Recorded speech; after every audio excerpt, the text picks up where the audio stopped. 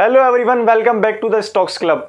आप मुझे एक बात बताइए, आपको किसी एरिया में जाना है, किसी रोड पर चल रहे हैं तो आपने कुछ साइन बोर्ड देखे होंगे कि आपको राइट जाना है, आपको लेफ्ट जाना है, आपको स्ट्रेट जाना है। ये सारे बोर्ड आप वहां पर लगे होते हैं और भी कई तरह के बोर्ड होते हैं।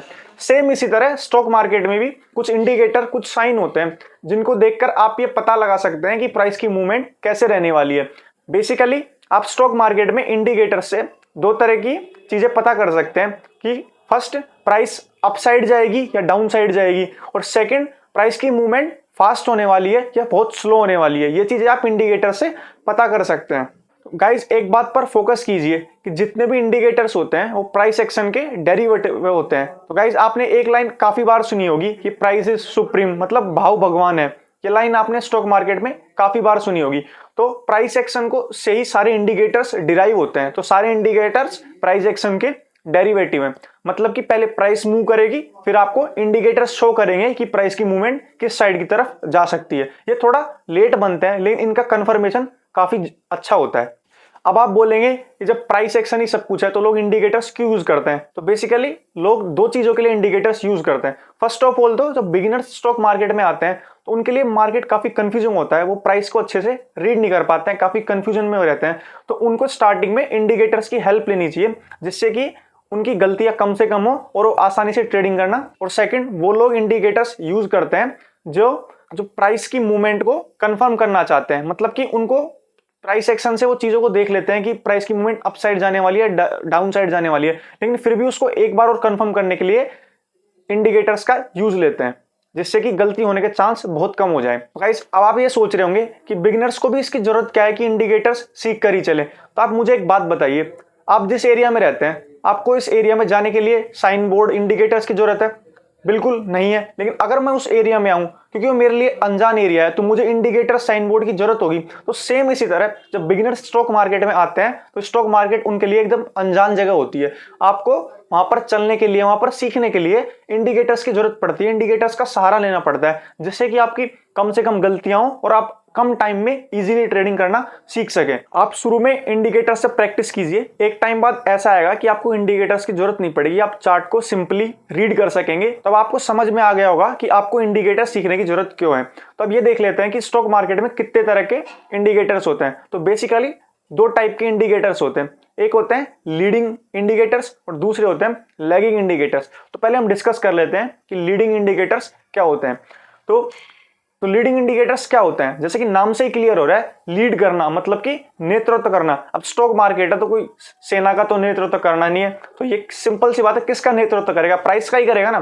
तो आपको लीडिंग इंडिकेटर्स से ये चीज चेक करनी होती है कि ट्रेंड कैसे रहने वाला है। मेरा मतलब कि ट्रेंड अपसाइड की तरफ रहने वाला है, ट्रेंड डाउन साइड की तरफ रहने वाला है, या ट्रेंड साइडवेज रहने वाला है। ये सारी चीजें आपको लीडिंग इंडिकेटर्स से पता लगेंगी।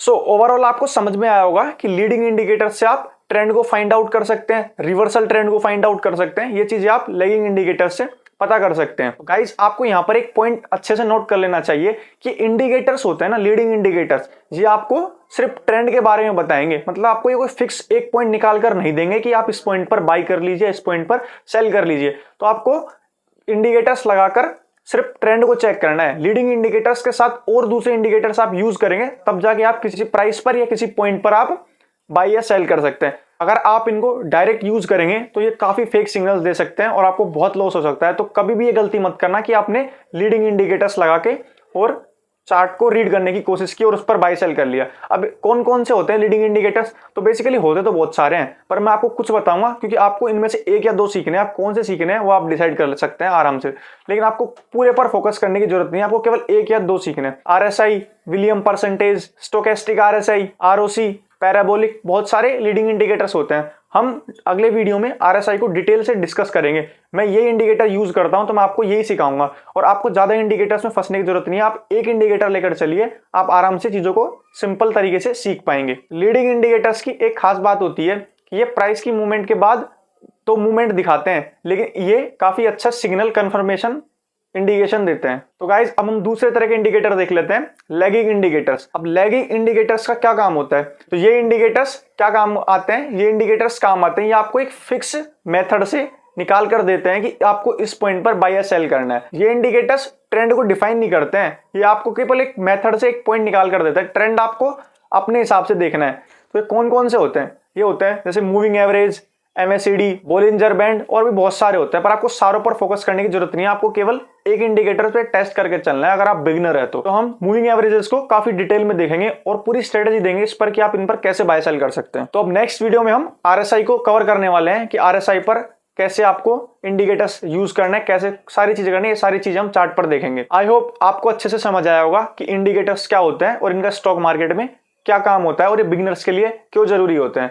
तो आपको अच्छे से वीडियो समझ में आया होगा, और फिर भी कोई प्रॉब्लम आ रही हो कोई तो आप कमेंट बॉक्स में पूछ सकते हैं। वीडियो को लाइक कीजिए, चैनल को सब्सक्राइब कीजिए। मिलते हैं नेक्स्ट वीडियो में, तब तक के लिए जय हिंद, जय भारत।